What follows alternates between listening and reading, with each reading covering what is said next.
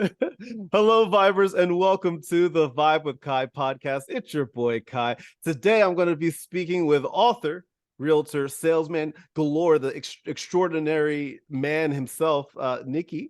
Here, who has a longer name that I butchered earlier, but we're going to go by Niki because that's your name. That's your name that we're going with, and I'm going to say Niki because I don't want to mess up everything. But I'm going to give it a shot right now. Arsen. Perfect. Nikiforouk. That's perfect. I mean, you really Yeah. got it nailed down. Oh yeah, there we go. That's all I You needed. can That's all I needed for the impersonate me at this podcast. We're point. done now. I love that. But you go by Niki. So in this episode, we're going to Hmm. be talking exclusively about how Niki pretty much wrote a book called Break Limits, Make Millions. We're going to talk about what it's like being an introvert in the sales community, in the sales industry, how you can make some money. There's nothing wrong here with making money and being successful in sales. We're going to talk all about that. But before we get to our guest today, don't forget, if you are a fan of the podcast, you can get even more exclusive content on the Vibe with Kai Patreon, especially if you're into having insightful discussions surrounding mental health, good vibes, positive energy. Simply click the link in the description of this podcast and subscribe to the Vibe with Kai on Patreon. It's only $1 per month. That's it. $1 per month, and you get exclusive access to mental health and wellness content that you won't get anywhere else. Plus a sneak peek behind the scenes look at my life, as crazy as it is. You get to see all of that. I post all that stuff on there that you won't see anywhere else. So subscribe today. So let's jump right into it with my guest, Niki. Listen, let's introduce you. Tell me a little bit about who you are and your introverted ways, my friend. Absolutely. Now, it might not sound like I'm an introvert because I'm speaking right away and not hiding my face, but when I was in college, I was very much introverted. We can go into that a little bit later on, but who I am is I'm a sales guy. I never thought that would be a sales guy because I used to look down on them a little bit. Full disclosure, I thought the sales guys were, out there to steal people's money, people's pension Mhm, funds. And mhm. now that I'm in sales, basically I help people buy and sell homes, and I make commission when they do just that. If they do well, then I'll make a little bit more commission. But that's basically who I am and how I make money nowadays. And I wrote this book that you just introduced. Originally, it was for my own family. The idea was that when I was younger, I didn't know how to actually make money. So I kind of went through the Mm, whole career path of going to the school, college, and then getting a corporate job. And once I went through that ring, and I realized that I was not making a lot of money. I mean, I was putting out a lot of good output, Sure. but I wasn't doing well for myself financially. And so I got it over that, got into sales, and eventually became who I am today. Right, and that's amazing because like one of the things that I find really fascinating about what you've done. So you have this exclusive insight on how you make $200,000 a year as an introvert working in sales. I don't know how Mm-hmm. you do it, because like that just seems like impossible. But you're saying it is possible. So let's start from the basics here. Can introverts be successful in the sales industry? Absolutely, especially if they put in the work required. So, like for Mm, instance, I think the hallmark of an introvert is that you don't want to pick up the phone and dial that person that you don't know, especially if they might not be expecting your call. So, the best way to get over that is to prepare for the call ahead of time so that you can kind of go over all of the different objections that somebody might have. And then once you're in that call, you're no longer afraid of what they might say because you pretty much have an answer for everything that they could say. Obviously sometimes you'll hear crazy remarks like habala bala bala, somebody will say something like literally to that point. I've had people speak tongues to me, oh my and you're just gosh. like, all right, man, that's creative. I never heard that before. Good job, appreciate it. Hope you So have a good day. they're just talking gibberish just to get you off the Literal phone. gibberish, like the Oh my habala bala, gosh. that's like quote, quotation marks. Like somebody literally said that to me maybe like a month ago at this point. Oh my I actually gosh. made a TikTok of that because I had Did a you fun time with it. Yeah.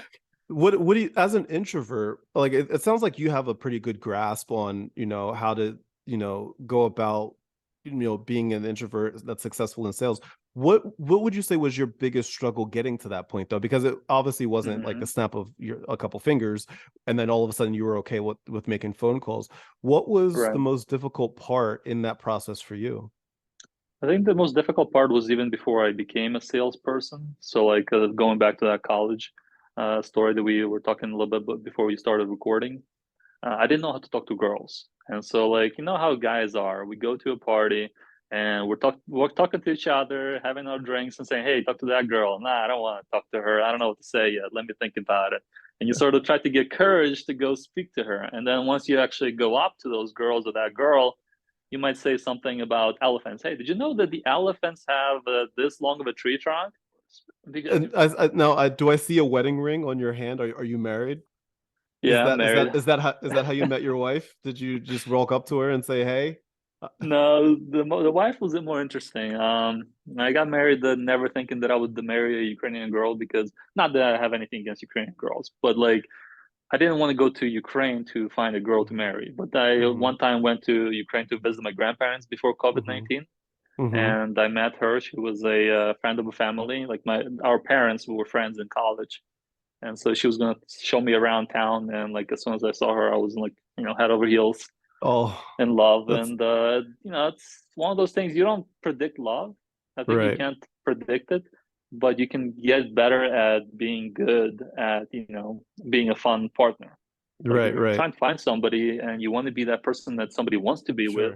Sure. So I want to find a way to connect this with some of my audience here because I think that Hmm. there's a really good lesson here, right? So what you were Hmm. stating is that the way that you got over your fear of pretty much approaching people and approaching and talking to people is by just going up to them and just doing it, right? That was your So, challenge. They what something that people can do just in general, right? If there's a hmm, either a fear or a not wanting to actually go and do this to get over this to be successful in the sales industry, they can just practice just going up to just people and just talking to them about anything. It doesn't have to be about approaching them if they're romantically interested, just like going up to people and just talking to them like, hey, how yeah. you doing, just having like basic conversations like that are good ways for people to kind of just like break out of that. um did you immediately like get used to that, or was it like over time, like you were like, okay, it's going to take a minute for me to get used to this? It's a good question because it's hard to say that it ever goes away completely. Hmm. Like even nowadays when I'm cold calling people, like today I called like almost 100 people on my phone, and the first call is always like a little bit nerve-wracking. But the way you Hmm. get over it is that you just dial the phone number. You don't think about your script. You don't think about what you're gonna ask them. You just press dial Hmm. and let it go because you might fail, and chances are you will not be very good at that first phone conversation. But sometimes you need to get going, sort of like a car that you didn't start for like let's say a month. Sure. The car might not work, but the car is fine, right? It just needs to have a battery charge. So Hmm. the biggest thing is that you have to just get that first thing going. And if you Right. paint the picture of the consequences big enough in your mind, then you will have that energy to go in because the alternative is all that pain that you paint in your own mind. Like, for instance, for me nowadays, uh, the reason why I can go to my office or sit in my home office, for instance, and do the work for 3 hours nonstop is because I paint the picture. Okay, well, if I don't work, I might not have a house because I Mm. still have a mortgage on it. Right. If I don't work, food's expensive. I mean, I used to pay like $100 for the whole month. Now I pay Hmm. 400. Right. Car, same thing. If you don't keep paying for a car, if you don't work, then somebody will take it away from you eventually. No matter how much money Hmm. you make, stuff always happens. So like, Right, right. And I'm glad that you brought up money because this is one of the things that I know that you do a great job, and you have this insight about how you make 200,000 a year as an introvert in sales, right?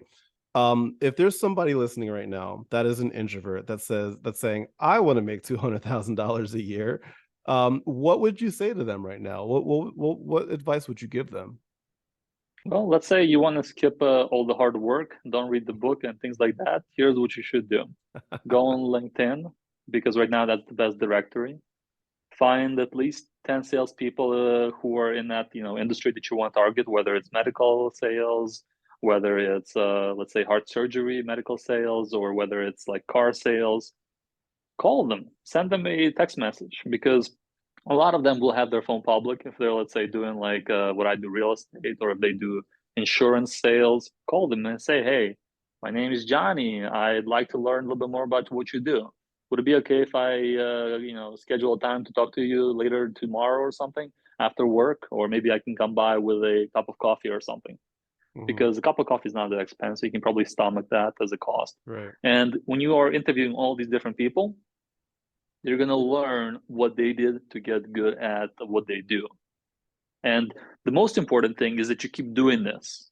So like you don't stop after one day. You go for like 1, 2 weeks cold calling people like that, because what will happen is that you will hit somebody like, let's say, Chris George. He's one of the guys I had an interview with in my book, who are millionaires. They make a lot of money in their industry, even though an average realtor makes like what, 40, $60,000. That guy makes $1 million. So Mm. he's a superstar. But if you call 100 realtors, you're going to hit 2, 3, 4 superstars. And Right. then once you learn from them, they'll tell you like, hey, go and do this, go and do that. Like, for instance, you need maybe this certification, or if you do, let's say, car sales, maybe you need no certifications. All you got to do is follow up with these leads and work for me. You work for them for a couple of months, you will start to get a hang of it, and then you increase your, input, because Right, most. right. Because I'm glad that you brought up like timelines a little bit, because that was going to be one of the next questions I asked you, is in Mhm. regards to, how long did it take you to get to the point that you are at right now, that you're able to not only, live this life comfortably, but also Mhm. talk about it comfortably and give out advice and insight about this for people, which once again, and for those of you listening, Niki right here wrote a book, Break Limits, Make Millions. Think we all want to. I think we could all use a couple million or two, So Mm. how Never enough. exactly, right? So how long did it take you to get to the point of where you are now, that you're able to live this sales life as an introvert, making money, making a lot of money? That's a good question, because I don't think there is a right answer for that. Like Hmm. for me, the reason I'm comfortable with that isn't because I feel like I've learned everything there is to learn. It's more of like me realizing, okay, now I'm at the point where if I looked at somebody who's like myself, like my child, let's say, at let's say age 16 or 18, this is what I would tell them to do. So I'm giving advice to myself being Hmm. younger, and also to my, hopefully my grandkids will like me enough to read the book and not waste their time like I did.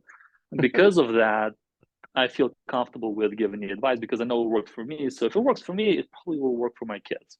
Right. Probably.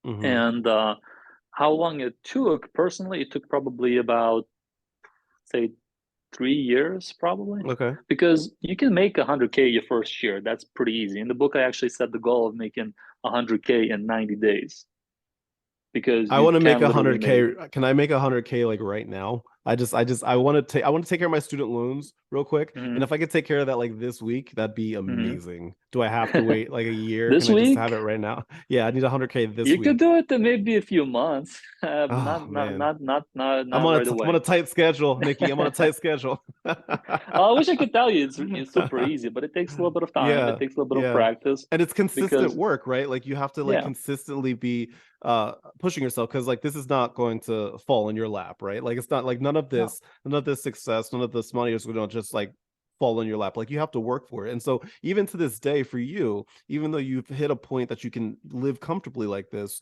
you still have to every day, hit the ground running. I'm yeah, guessing, right? Like like this is an absolutely. ongoing thing that people have to do. Am I correct? 100%. Like if Hmm. you were in a sales industry, in any sales industry, you eventually want to live off of referrals. So, Hmm. like for instance, Chris at this point, he heads our team at Keller Williams. Hmm. He doesn't make as much cold calling because he has so much referral business that he Right. fields the referral business. He doesn't have to like find new clients. But Hmm. somebody who doesn't have, let's say, 5, 10 years worth of experience, you have to always find the next client. Right. So like in my industry, it's going to be real estate. So let's give you concrete examples, because it's going to be different in every different industry. Like if you're in medical sales, you're going to essentially live off of referrals after a Hmm. month. Right. In real estate sales, you will live off of referrals in like 3, 5 years. Hmm. So there are different timelines to these things, but what you can control is your input and how you convert. Those are the two Mm. most important things in sales. So, Right. but if you find an industry where people are regularly making as sales reps over 120, over 150K per Mm-hmm. year, Right. then you're good. You're golden, because then you can control those two inputs, which is your inputs of sales calls, leads, and conversion. So let me give you two examples why there's these are two sides of the coin. The leads is going to be people who are interested in buying from you or selling with you. So let's say somebody comes to a car dealership. We'll go with the car dealership and a real estate Mm-hmm. example. They say, "Hey, Kai, I like this car. I want to pay let's say 30K for it. I know it goes for about 35, but if it goes to 30 or close to that, call me." Mm. Typically, what happens, and I know this from personal experience because I shop for cars at this point, several Mm-hmm. cars, you will never hear from that person again. Right. They might call you one time, maybe, and they'll send you automated emails. And I still get those automated emails from my dealership, and I haven't gone with that guy because he didn't follow up with me. If he followed Mm-hmm. up with me, then I would have gone back to him. So there's your lead. Leads are easy, but how you follow up with them, that's the key. Because I ended up buying the car like 6 months later, and the guy could have Right. gotten a commission for it, and he didn't because he didn't follow up with me. Right. Right. So I know it's there's a lot of examples like this, low hanging fruit that people are not picking up. But let's go to real estate. For me, it's going to be people who inquire on Realtor.com, Zillow.com, people who did not sell their property the first time around. Let's say it Mm-hmm. expired. I'll call them. I'll say, "Hey, what happened? Why didn't your realtor sell the property? Was there something wrong with the property? Did the realtor not Right. do a good job? Help me understand, because it's a hot market. If you didn't sell, something was wrong." And even in this hot market, I'm still getting clients like that. Is there room for people to be successful like this as a passive income as well? Or is this something that you have to like give it like 150% each time? Like, is this something that people can do on the side as well? Like, say they already You have a can do full-time it on the job. side. Yeah, yeah. Like because I know that there's a lot of people that follow me Mm-hmm. like that they already have a job, right? But Mm-hmm. they maybe want to pick up some extra money on the side. How difficult is it to be successful as an introvert to make Mm-hmm. this kind of money, on the side Yeah, as passive income? that's a good question, because the answer is it's not that difficult. All you have Hmm. to do is put in a few hours. Like, I was doing medical sales, started doing real estate sales at the same time. So I would go in from 8 a.m. till 5 p.m. with my medical sales company, Lincare. And then after that, I would go to the office at Keller Williams and put in 2 hours of cold calling. Mm. And those 2 hours yielded me by started in let's say it was fourth, so April. I Hmm. started in April, and in like 3 to 4 months, I already had more than 50K in commissions. Wow.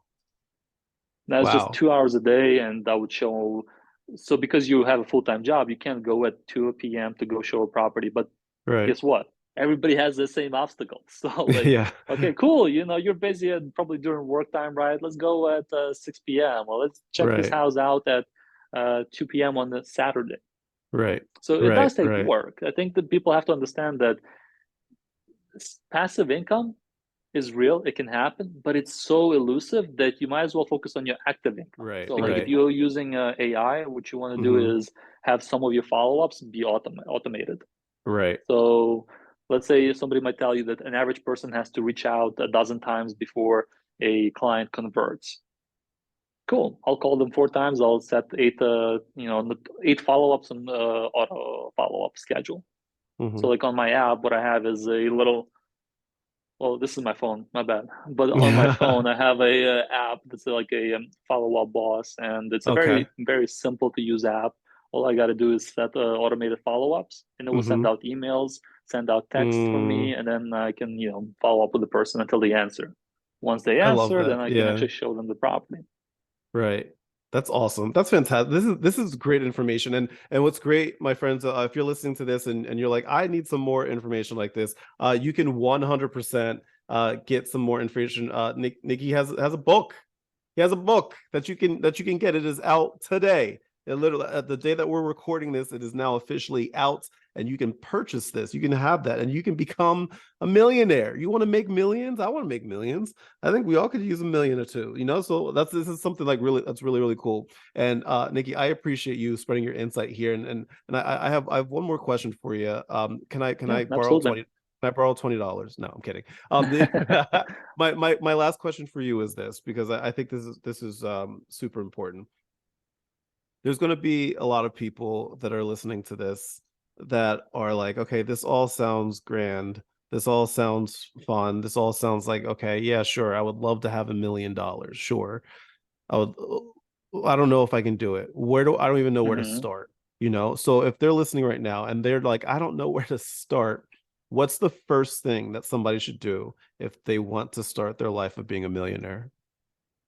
And the first thing is you have to start believing in yourself.